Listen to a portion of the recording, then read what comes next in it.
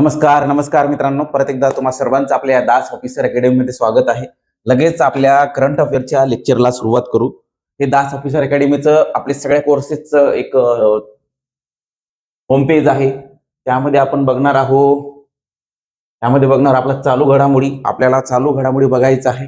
तलाठी भरती, ग्रामसेवक भरती सगळे कोर्स अवेलेबल आहे. कृषी सेवक, अजून काय आपलं मापसूची भरती नवीन निघाली ते पण सगळं अवेलेबल आहे.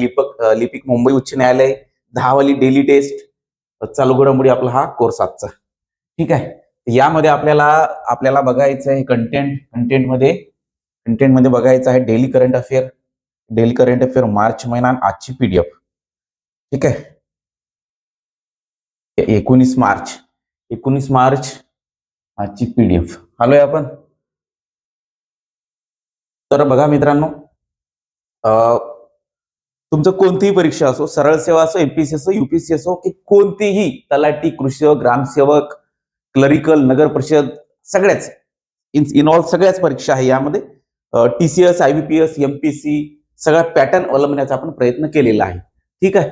तर बघा, आजच्या तारखेनुसार ज्या प्रमुख बातम्या आहेत त्या बघून घेऊ आपण.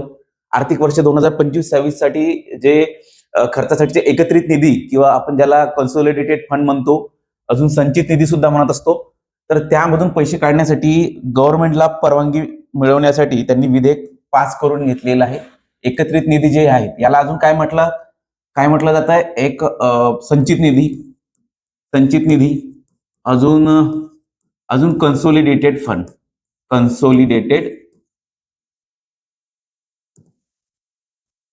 पुढं सगळं येतील. आपण जस्ट बातम्या बघत आहोत.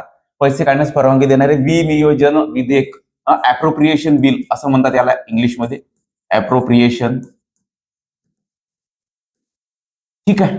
पुढे सगळं आपण बघणारच आहोत. आता 2026 पर्यंत पुरवठा विस्कळीत असताना पेट्रोल आणि नैसर्गिक वायू क्षेत्रातील असमतोल शुल्क तात्पुरत्या प्रमाणात त्यांनी माफ केले आहे. कारण आता सध्याची परिस्थिती आहे, गॅस, सीएनजी गॅस असो की आपला पीएनजी गॅस असो, ते मिळत नाही. पीक विमा दाव्यांचा वेळेवर निपटारा करण्यासाठी, पारदर्शकता आणण्यासाठी काही नियमामध्ये सुधारणा केलेली आहे.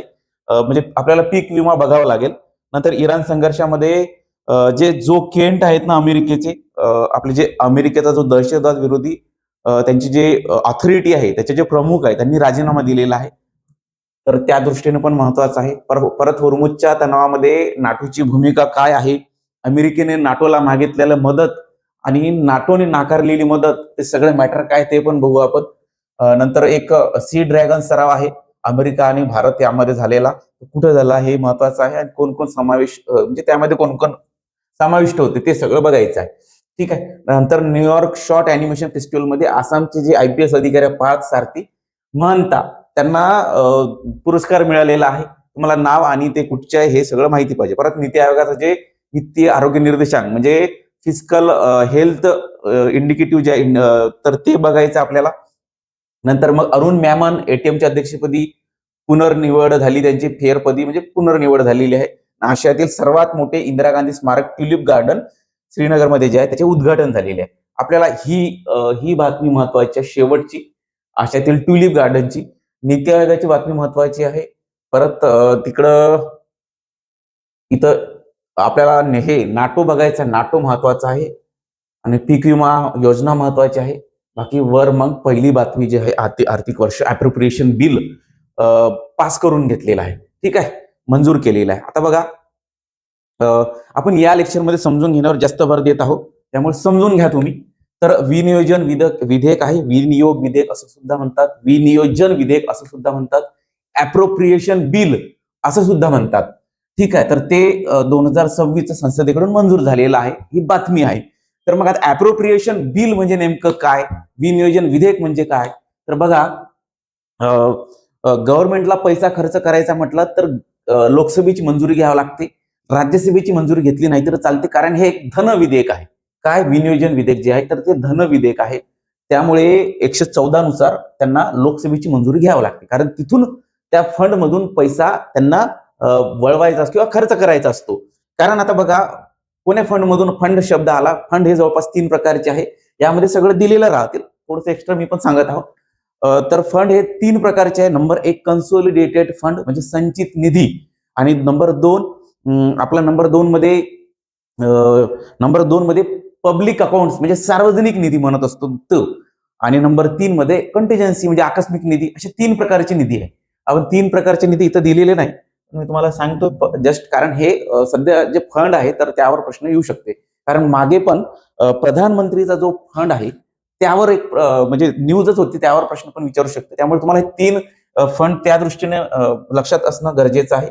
नंबर 1 पहिला फंड आहे कोणता? कन्सोलिडेटेड संचित निधी. संचित निधी दिसतंय ना तुम्हाला? संचित निधी. नंबर 2 ला याला कन्सोलिडेटेड पण म्हणतात. ठीक आहे.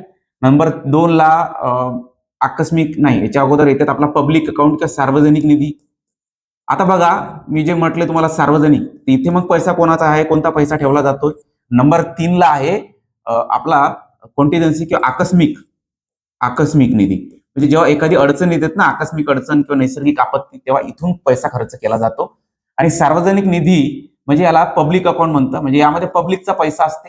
जे पीएफ आहे, जे बचत अकाउंट आहे, पोस्टाचे अकाउंट आहे, पब्लिकचा पैसा या सार्वजनिक निधीमध्ये किंवा पब्लिक अकाउंटमध्ये ठेवला जातो. त्याला पब्लिक अकाउंट म्हटलेला आहे, सार्वजनिक निधी म्हटलेला आहे. या फंड मधून पैसा काढून खर्च करण्यासाठी गव्हर्नमेंटला परमिशन घेण्याची गरज नाही.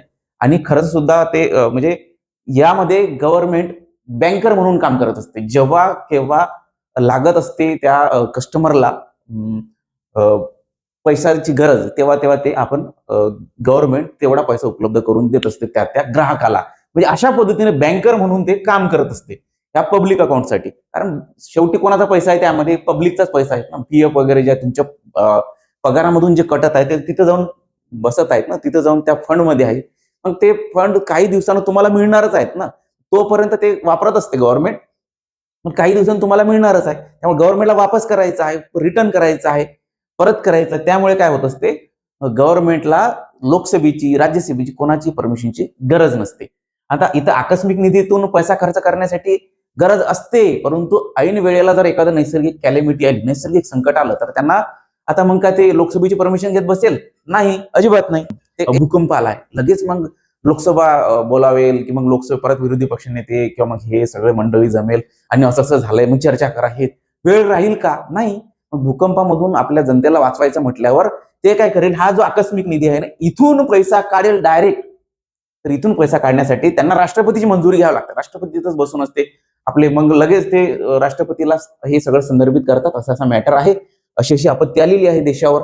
तर लगेच मग आपलं जे वित्त मंत्रालय आहेत ना, वित्त मंत्रालयाद्वारे हा निधी म्हणजे सांभाळला जातो. मग आपलं राष्ट्रपती जे आहे ते लगेच परमिशन देतात आणि तो तेवढा निधी खर्च केला जातो. ठीक आहे. आता हे सगळी घडामोड झाली नंतर आकस्मिक निधीतून हे सगळा पैसा काढल्यानंतर, नंतर सर्व गोष्टी झाल्यानंतर लोकसभेमधून मंजुरी घ्यावी लागते. अगोदर घेण्याची गरज नाही. कधी? सगळं हे आटोपल्यानंतर, भूकंप वगैरे निघून गेला, पैसा खर्च केला जेवढा पाहिजे तेवढा, त्याच्यानंतर. आता बघा, या फंडमध्ये विशिष्ट रक्कम ठेवली जाते. अगोदर 500 कोटी ठेवले जात होते. ठीक आहे. तर लेटेस्ट किती रक्कम आहे? तर तुम्ही कमेंटमध्ये सांगा मला, हे आकस्मिक निधीमध्ये जे किती रक्कम ठेवल्या जाते. नाहीतर भरमसाठ रक्कम राहील, भरमसाठ पद्धतीने खर्च करा आणि नंतर मग लोकसभेची मंजुरी घेत बसा, असं काही चालत नाही. एक विशिष्ट रक्कम असते.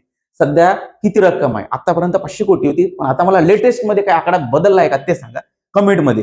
ठीक आहे. तर आता बघा, हे झालंय तुमचं आकस्मिक निधीचं सार्वजनिक किंवा पब्लिक अकाउंटचं पण झालंय. पब्लिक अकाउंटमध्ये काय ते आणि कसा पैसा खर्च होते ते. संचित निधी, कन्सोलिडेटेड फंड म्हणजे आता हे महत्वाचं, यावरच हे सगळं चाललेलं आहे. आता कन्सोलिडेटेड फंड किंवा संचित निधी किंवा एकत्रित निधी जे म्हणतो त्याला आपण, तर ते जे गव्हर्नमेंटचं कर उत्पन्न टॅक्स मधून आलेला पैसा आहे. गव्हर्नमेंट एखाद्याला कर्ज दिलं आणि समजा मागच्या वर्षी कर्ज दिलं, या वर्षी त्यांनी परतफेड केली, तर त्या परत म्हणजे मिळणारं कर्ज. आणि नंबर दुसरं, पहिलं काय? कर उत्पन्न, जे कर मिळत आहे ते टॅक्स मधून. नंबर 2 कर्जाची परतफेड, म्हणजे परतफेड म्हणण्यापेक्षा दिलेलं मागच्या वर्षीचं दिलेलं कर्ज परत मिळणे, ते 1 2. आणि तिसरं म्हणजे दुसऱ्याकडून कर्ज घेणे, तिसरं ते. आणि चौथं म्हणजे काय? आता याचे एवढे मोठे पीएसयू आहे, पब्लिक म्हणजे उद्योग आहे, गव्हर्नमेंटचेच आहेत ना पीएसयू. तर ते त्यामधून जर गव्हर्नमेंटला नफा झाला तर ते सगळं या कन्सोलिडेटेड फंडमध्ये वळवला जातो किंवा इथं टाकला जातो. ते सगळं, हे चारही बाबी या कन्सोलिडेटेड फंडमध्ये असतात. पहिलं काय? टॅक्स असतात. जो तुमच्या आमच्याकडून टॅक्स गोळा केला जातो तो डायरेक्ट संचित निधी, एकत्रित निधी, कन्सोलिडेटेड फंडमध्ये जातो. त्याच्यानंतर जे गव्हर्नमेंट कर्ज काढत असते दुसऱ्या देशाकडून, एखाद्या IMF कडून, वर्ल्ड बँक कडून, तर ते सगळं इथे जाते.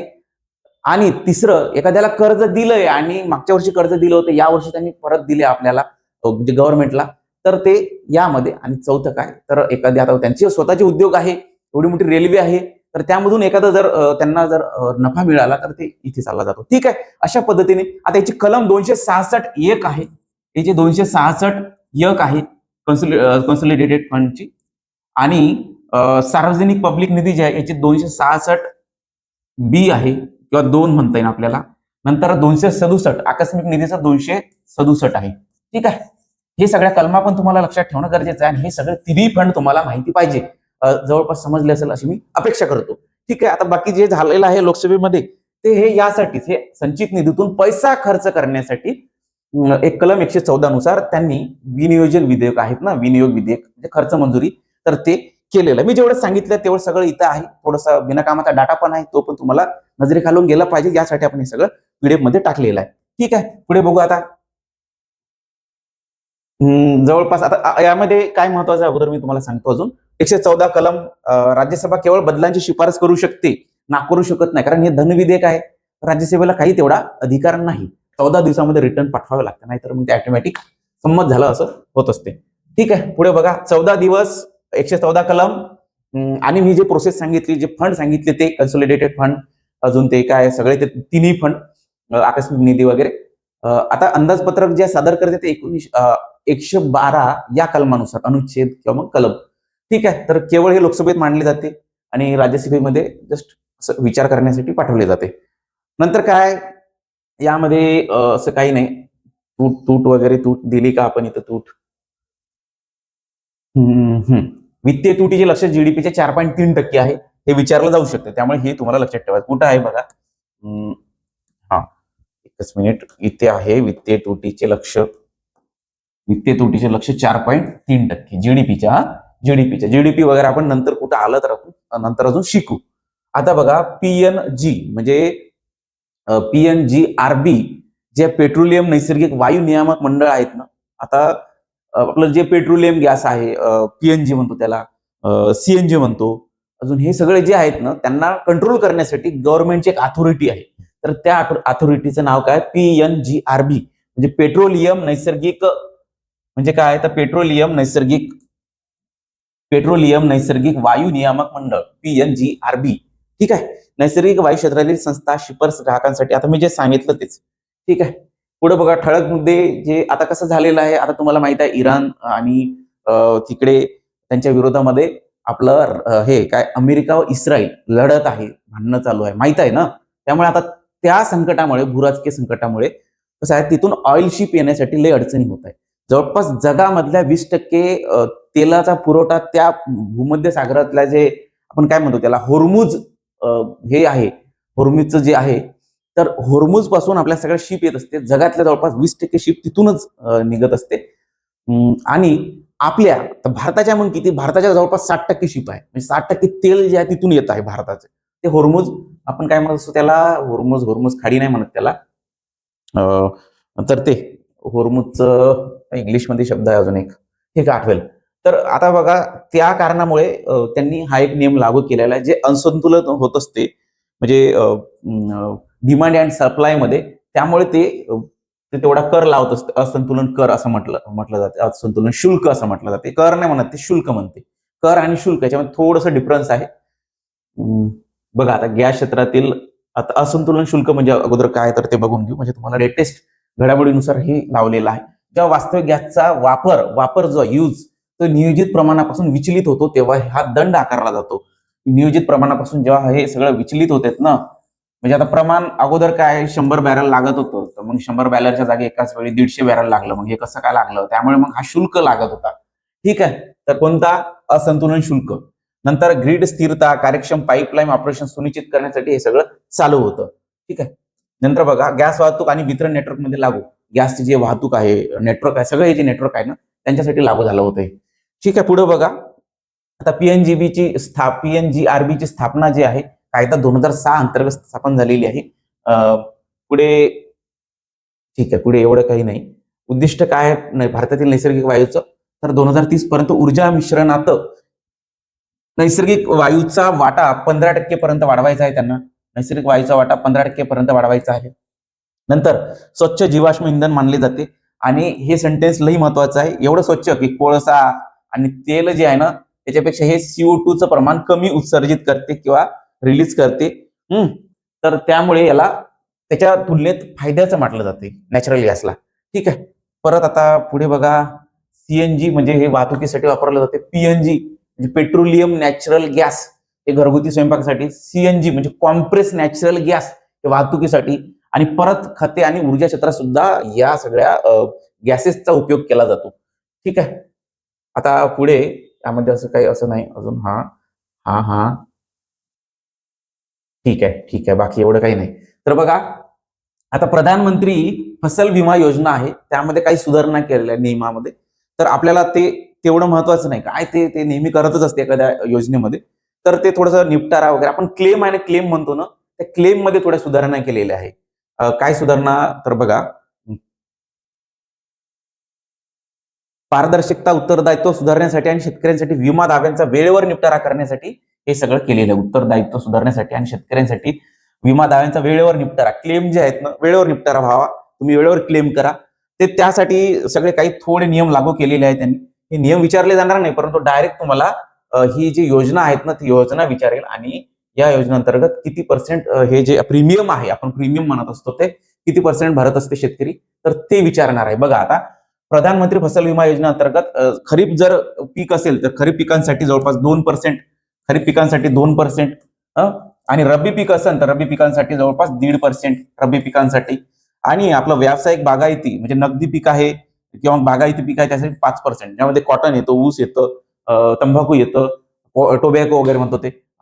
अजून जे बागायती म्हणजे फळबाग येतं ते सगळ्यासाठी 5%, रब्बीसाठी 1.5% आणि खरीपसाठी 2%. हे विचारतं जे विचारतं ते महत्वाचं बाकी काही नाही.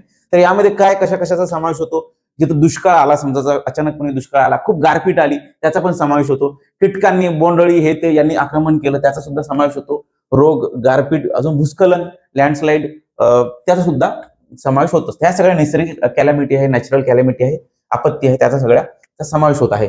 नंतर बघा बस यामध्ये हे महत्वाचं आहे. आणि ही योजना कधी चालू झाली तर 2016 मध्ये सुरू झाली. मे बी याचं दिलेलं असेल इथं दिलेलं नसेल तरी बघा तर 2000 इथे आहे 2016 मध्ये कृषी आणि शेतकरी कल्याण मंत्रालयाने ही योजना चालू केली. ऍक्च्युली 1985 मध्ये ही योजना चालू झाली होती. तेव्हा वेगळ्या नावाने होती आता वेगळ्या नावाने परत नाव चेंज झालेलं आहे. सध्या 2016 हे स्थापना वर्ष या योजनेचं चालू झालेलं वर्ष लक्षात ठेवा. ठीक आहे. बाकी यामध्ये असं काही विशेष नाही. प्रधानमंत्री फसल विमा योजना PMFBY हे लॉंग फॉर्म पण लक्षात ठेवा. बाकी सरळ सेवांसाठी आता जे आहेत इराण आणि अमेरिकेचा जो इश्यू चालला आहे तर त्यामध्ये झालेलं काय आहे तर जो केंट आहे जो केंट हे नाव आहे जो केंट हे जे व्यक्ती आहेत ना ते दहशतवाद विरोधी त्यांचं जे अथॉरिटी होते त्याचे ते प्रमुख डायरेक्टर होते. यांनी काय केलंय सध्या राजीनामा दिलेला आहे. का कारण काय की अहो आपला काहीही संबंध नाही त्या युद्धासाठी आपल्याला इराण पासून काहीही धोका नाही तरी आपण का लढतोय या कारणामुळे त्यांनी राजीनामा दिलेला आहे. म्हणजे त्यांना असं म्हणायचं आहे की इस्रायल ते पाहत बसेल काय त्यांचं आहे तर अमेरिकेला तर काही धोका नाही ना इराण पासून मग आपण कशाला मदत जायचं या कारणामुळे त्यांनी राजीनामा दिलेला आहे. तरी यांचं कारण जे आहे ते व्हॅलिड आहे. परंतु मग आता आपले जे ट्रम्प साहेब आहेत त्यांचं काय अरे नाही असं तर काही झालेलं नाही असं काही नाही ते त्यांचे म्हणजे एकदम फेटाळून लावलेलं आहे. असं काही नाही आमचं इंटरेस्ट आहे यामध्ये असं तसं त्यांचं म्हणणं आपल्या ट्रम्प साहेबाचं आहे. परंतु हे बघा दहशतवाद विरोधी जे अथॉरिटी आहे त्याचेच मेन हेड आहे त्यांनीच राजीनामा दिलेला आहे. त्यांचं म्हणणं आहे कशाला यामध्ये पडतोय आपण. त्यामुळे राजीनामा देण्याचं हे जे कारण आहे सध्या आता पूर्ण जगामध्ये मोठ्या प्रमाणात व्हायरल झालेलं आहे.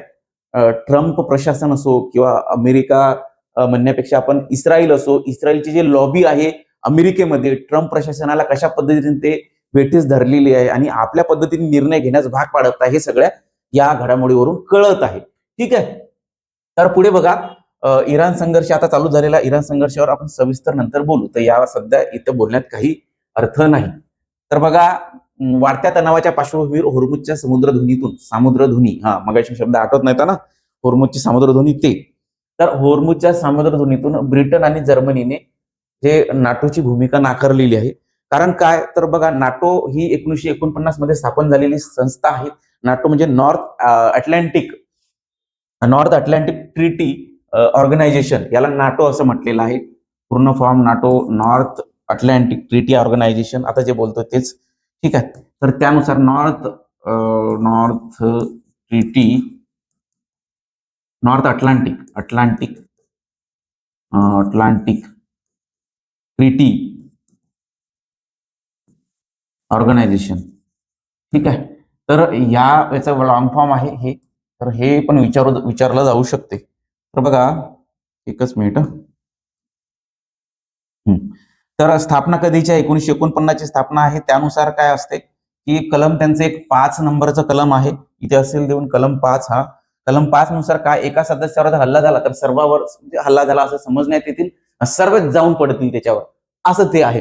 तर ते सामूहिक संरक्षणासाठीची एक लष्करी आघाडी आहे. निसर्ग म्हणजे याचं नेचर काय आहे, असा इंग्लिशमध्ये नेचर काय आहे याचा, हे स्वरूप काय आहे, तर याचं स्वरूप आहे सामूहिक संरक्षणासाठी लष्करी आघाडी, असं याचं स्वरूप आहे. सध्या ते सरचिटणीस कोण आहे ते महत्वाचं नाही, फक्त ब्रुसेल्स बेल्जियम मध्ये याचं मुख्यालय आहे, हे महत्वाचं आहे.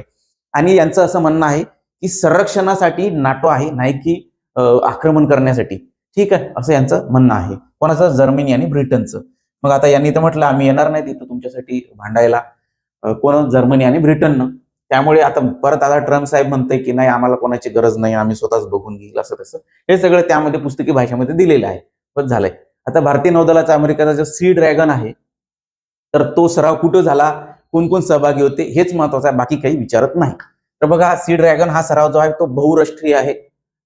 भारतीय नौदल इंडो पॅसिफिक प्रदेशात झालेला आहे. कुठं झालेला आहे? भारतीय नौदल इंडो पॅसिफिक प्रदेशात गुआम येथे झालेला आहे. गुआम. ठीक आहे. तर अमेरिकेच्या नेतृत्वाखाली हा बहुराष्ट्रीय सराव आहे, म्हणजे अनेक राष्ट्र यामध्ये समाविष्ट आहे. सी ड्रॅगन 2026 असं म्हटलेलं आहे. ठीक आहे. परत इथं कोण कोण समाविष्ट झालं, काय काय, ते तेवढं लक्षात राहत नाही, तेवढं लक्षात ठेवू पण नका, विचारण्याचं प्रमाण खूप कमी आहे ते. आता इथं सहभागी देशांचा यात समावेश आहे, तर हे महत्वाचं आहे. युएस आहे. युएस स्वतः ते यजमान देश होतं, म्हणजे आयोजक करणारे. ठीक आहे. यांनी बोलावलं होतं. युएस आहे, भारत आहे, जपान आहे, ऑस्ट्रेलिया आहे, दक्षिण कोरिया आहे. हे चारही देश सी ड्रॅगन मध्ये आहे. सी ड्रॅगन मध्ये. ठीक आहे. नंतर बघा, बस झालं, ते एवढंच तुम्ही लक्षात ठेवा. बाकी त्यामध्ये काय झालं हे ते त्या सगळ्या बाबी महत्वाच्या नाही, तेवढं विचारत नाही, मग तुम्ही ते वाचून घ्यायचं. ठीक आहे. आता बघा, न्यूयॉर्क अॅनिमेशन महोत्सवात जे आसामचे पोलीस अधिकारी आहेत त्यांना सर्वोत्कृष्ट दिग्दर्शकाचा, डायरेक्टर म्हणून अवॉर्ड मिळालेला आहे. कारण त्यांनी हे जे दिसत आहे ना, हे चिमी नावाचं एक शॉर्ट अॅनिमेशन फिल्म सादर केली होती न्यूयॉर्कच्या शॉर्ट अॅनिमेशन महोत्सवामध्ये. त्यामुळे यांना हा पुरस्कार देण्यात आलेला आहे. तुम्हाला नाव, त्यांच्या अॅनिमेशनचं नाव, म्हणजे आपले व्यक्ती जे आहे, कोण आहे व्यक्ती? आसामचे IPS अधिकारी डॉक्टर पार्थ सारथी महंत आहे. त्यांना चिमीच्या लघुपटासाठी, चिमी हे अॅनिमेटेड लघुपट आहे, त्यासाठी हा पुरस्कार मिळालेला आहे. कुठं? तर न्यूयॉर्क शॉर्ट अॅनिमेशन महोत्सव. बस 3 गोष्टी माहिती पाहिजे. बाकी यामध्ये असं काही माहिती नसलं तरी चालून जाते, कारण तुम्ही एवढं डीप जाल तर तुम्हाला लक्षात राहणार नाही. ठीक आहे. New York short animation festival. तर आता बघा, वित्तीय आरोग्य निर्देशांक हे येऊ शकते, म्हणजे त्याला आपण फिस्कल हेल्थ इंडेक्स असं म्हणत असतो. तर ते महत्वाचं आहे. तर आता इथं टॉप कोण केलेलं आहे ते महत्वाचं आहे. इथं टॉप केलेला आहे ओडिसाने टॉप केलेला आहे. हा निर्देशांक कोणी सादर केला? तर नीती आयोगाने. ते महत्वाचं आहे. बस झालं. आता टॉप कोण केलेला आहे? नीती आयोगाने, सॉरी, ओडिसाने टॉप केलेला आहे. हा निर्देशांक जारी केलेला आहे नीती आयोगाने, हे एक विचारेल परीक्षेमध्ये. नंतर हा जो वित्तीय आरोग्य निर्देशांक आहे तो आर्थिक वर्ष 2023-24 साठी आहे, हे विचारेल. तर हे जे फिस्कल हेल्थ इंडेक्स आहे, तर त्याचं कारण कसं आहे? तुमची आर्थिक शिस्त आहेत की नाही, महसूल खर्चाची जी गुणवत्ता किंवा कर्जाची शाश्वतता. महसूल खर्चाची गुणवत्ता म्हणजे तुम्ही महसूल जो आहे तो किती प्रमाणात चांगल्या बाबीसाठी खर्च करत आहे, की असा वायफळ खर्च करत आहे. आणि अजून जे कर्जाची शाश्वतता, म्हणजे तुम्ही एखादा कर्ज दिल्यानंतर फेडताय की नाही, कर्ज घेतल्यानंतर फेडताय की नाही, किंवा कर्ज दुसऱ्याला देत आहेत का, मग ते तुमचे व्यवहार व्यवस्थित आहे का, हे सगळं यामध्ये बघितलं जाते नीती आयोगाच्या या निर्देशांकामध्ये. ठीक आहे. बाकी यामध्ये असं विशेष काही नाही. तर आता हे बघा, सर्वात वरचं कोणतं? टॉपचं ओडिसा, नंतर गोवा. तर तुम्ही महाराष्ट्राचा क्रमांक कोणता आहे ते इथे कमेंटमध्ये टाकून ठेवा, नंतर आपण बघू. तर याचं जे महत्व आहे, आता मी जे सांगितलं तेच, आता जे कर्ज वगैरे जे घेतात ते, मग तुम्हाला कर्ज पण पुढे चालून सुरळीत मिळेल, तुमचा जर हा आर्थिक आपण काय म्हणतो त्याला, वित्तीय आरोग्य निर्देशांक जर चांगला असला तर. ठीक आहे. इथं जे सांगितले आता मी तेच लागू पडलेलं आहे.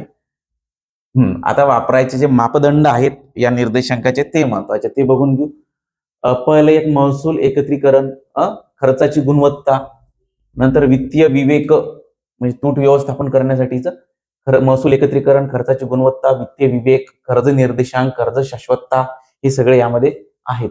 ठीक आहे. हे आले नाही तर चालेल, विचारू शकते, पण आले नाही तर चालेल, पण तुम्हाला माहिती पाहिजे हा निर्देशांक नीती आयोगाने जारी केलेला आहे, प्रकाशित केलेला आहे आणि टॉपला ओडिशा आहे. ठीक आहे. आणि याचं काम काय आहे, तर तिथे कर्ज वगैरेच्या गोष्टी तुम्हाला लक्षात पाहिजे.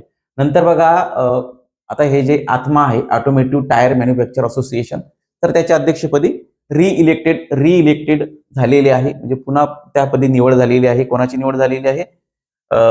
अरुण मॅमनची निवड झालेली आहे. येण्याची शक्यता कमी आहे, पण जस्ट आपण दिलेला आहे अरुण मॅमन. ठीक आहे. एवढं तुम्हाला माहिती पाहिजे, बाकी काही नाही. पुढे जाऊ. आता ट्युलिप गार्डन अतिशय महत्वाचं आहे ही न्यूज. श्रीनगरमध्ये आशियातील सर्वात मोठं ट्युलिप गार्डन आहे. ट्युलिपची फुलझाडं आहे, जवळपास 75 प्रकारची फुलझाडं तिथे ट्युलिपचे वेगवेगळ्या प्रजाती जाती आहेत. तर आशियातील सर्वात मोठं, त्यामुळे हे महत्वाचं आहे. आणि आपल्या श्रीनगरमध्ये डल लेकच्या जवळ आहेत ट्युलिप गार्डन. अजून काय यामध्ये फॅक्ट आपण चेक करून घेऊ. आता वसंत ऋतू चालू होत आहे, त्यामुळे ओमर अब्दुल्ला जे आहे त्यांनी हे, आता हे एवढं महत्वाचं नाही, परंतु याची स्थापना महत्वाची आहे. स्थापना कधी झालेली आणि ते कुठे आहे, त्याचं लोकेशन हे महत्वाचं आहे, बाकी काही नाही. तर काश्मीर खोऱ्यातील पर्यटन, फुलशेती, हे सगळं स्थानिक संस्कृतीला चालना देणे, ते आहेतच, त्याचा उद्देशच आहे. काय काश्मीर खोऱ्यातील पर्यटन आहे, फुलशेती आहे, स्थानिक संस्कृतीला चालना देणे, ह्या सगळ्या घडामोडी म्हणजे उद्देश आहे. आणि दल सरोवराकडे दुर्लक्ष करणाऱ्या झबरवान पर्वतरांगाच्या पायथ्याशी बसलेले आहे. कुठं? हे उद्यान श्रीनगरमधील वसंत ऋतूतील पर्यटनाला मोठी चालना देते. म्हणजे श्रीनगरमध्ये आहे, दल सरोवराकडे दुर्लक्ष करणाऱ्या झबरवान पर्वतरांगाच्या पायथ्याशी आहे. ठीक आहे. पुढे बघा, ट्युलिप गार्डन विषयी माहिती. तर 2007 मध्ये इंदिरा गांधी यांच्या नावे, यांच्या स्मृती ट्युलिप गार्डनची स्थापना झालेली आहे. 2007 हे महत्वाचं आहे तुम्हाला. परत इथं किती बल्ब आहे हे सुद्धा महत्वाचं नाही. 75 प्रकारच्या जाती आहेत आणि डॅफोडिल्स, हायसिन्थ सारख्या इतर फुले आहेत. ठीक आहे. हे महत्वाचं नाही, फक्त तुम्ही स्थापना लक्षात ठेवा, 2007 ची आहे आणि आशियामध्ये सर्वात मोठं आहे. ठीक आहे. श्रीनगरमध्ये आहे, आशियामध्ये सर्वात मोठे आहे, याला थोडं मार्क करून घ्या. आशियामध्ये सर्वात मोठे आहेत, आशियातील सर्वात मोठे ट्युलिप गार्डन. ठीक आहे.